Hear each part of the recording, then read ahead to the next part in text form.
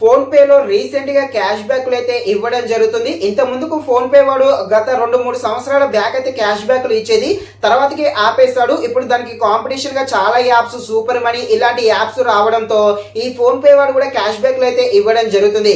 అయితే ఈ క్యాష్ బ్యాక్ల ద్వారా ఎక్కువగా డబ్బులు ఏ విధంగా సంపాదించాలి, అదే విధంగా ఎలాంటి ట్రాన్సాక్షన్ చేస్తే ఎక్కువగా క్యాష్ బ్యాక్లు అనేది మనకు రావడం జరుగుతుంది, ఈ క్యాష్ బ్యాక్ అనేది వస్తుందిగా, ఈ వచ్చిన క్యాష్ బ్యాక్ దేనికి యూజ్ అవుతుంది అనే విషయం గురించి అయితే క్లారిటీగా చెప్పడం జరుగుతుంది.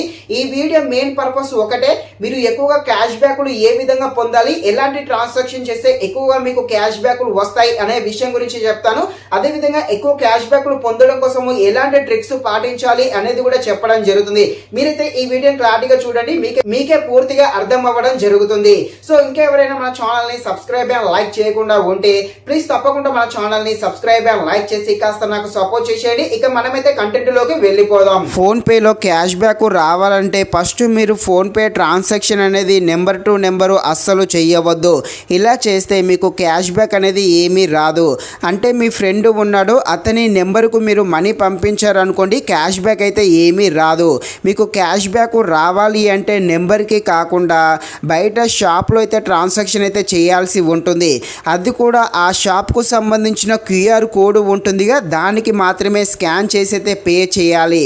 అప్పుడు మాత్రమే మీకు క్యాష్ బ్యాక్ అయితే రావడం జరుగుతుంది. అదేవిధంగా మీ ఫ్రెండ్ యొక్క ఫోన్లో కూడా క్యూఆర్ కోడ్ ఉంటుంది. అలా ఫ్రెండ్ యొక్క క్యూఆర్ కోడ్కు పంపినా కూడా క్యాష్ బ్యాక్లు అయితే రావు. కేవలం బయట షాపులు ఉంటాయిగా, వాటికి మాత్రమే మీకు క్యాష్ బ్యాక్లు అయితే రావడం జరుగుతుంది. ఇది మాకు తెలుసు లేరా అని అనుకోవచ్చు. ఇప్పుడు క్యాష్ బ్యాక్లో అమౌంట్ ఎక్కువగా ఎలా పొందాలో ట్రిక్ అయితే చెప్తాను. మీరైతే ఆ ట్రిక్ను అయితే ఫాలో కండి, మీకు తప్పకుండా అమౌంట్ క్యాష్ బ్యాక్ అనేది ఎక్కువగా రావడం జరుగుతుంది. మీరు ఒక షాప్కి అయితే వెళ్ళారనుకోండి, అక్కడ మీరు 100 రూపాయలు ఖర్చు అయితే అయ్యింది. ఇప్పుడు మీరు డైరెక్ట్గా ఒకేసారి 100 రూపాయలు పంపించారనుకోండి, మీకు కేవలం ఒక స్క్రాచ్ కార్డు మాత్రమే వస్తుంది. అదే మీరు 2 సార్లు కనుక 50 ఇలా 2 టైమ్స్ పేమెంట్ చేశారనుకోండి, మీకు 2 స్క్రాచ్ కార్డులు అయితే రావడం జరుగుతుంది. అప్పుడు క్యాష్ బ్యాక్ అనేది అమౌంట్ అనేది ఎక్కువగా రావడం జరుగుతుంది. అయితే మీరు ముందే షాపు వాడికి అయితే చెప్పాలి, ఇలా 2 టైమ్స్ అయితే పే చేస్తున్నా అని. లేకుంటే ఆ షాపు వాడు కన్ఫ్యూజ్ అవుతారు, చిన్న చిన్న ఇష్యూస్ రావచ్చు. కాబట్టి మీరు ముందే పే చేసే టైంలోనే చెప్పాలి, ఇలా 2 టైమ్స్ పంపిస్తున్నా అని. అదేవిధంగా మీరు బయట షాప్లో టిఫిన్ సెంటర్ కానీ లేకపోతే ఏదైనా షాపులు ఉంటాయిగా, ఇలాంటి వాటి దగ్గర ఎక్కువగా పే చేస్తుంటే మీకు క్యాష్ బ్యాక్లు అనేది ఎక్కువగా రావడం జరుగుతూ ఉంటుంది. అలాగే ఒకే షాప్లో పదే పే చేస్తే కూడా మీకు క్యాష్ బ్యాక్లు అయితే ఎక్కువగా రాదు. కొత్త షాప్లో అనేది మీరు ఎక్కువగా పంపిస్తూ ఉండాలి, అప్పుడు మాత్రమే మీకు క్యాష్ బ్యాక్లు అనేది ఎక్కువగా రావడం జరుగుతుంది. ఇక ఇలా వచ్చిన ఈ క్యాష్ బ్యాక్ అమౌంట్ అనేది మన బ్యాంకు అకౌంట్లో అయితే ఏమీ పడవు. ఈ మనీ అంతా కూడా ఫోన్ పేలోనే ఉంటుంది.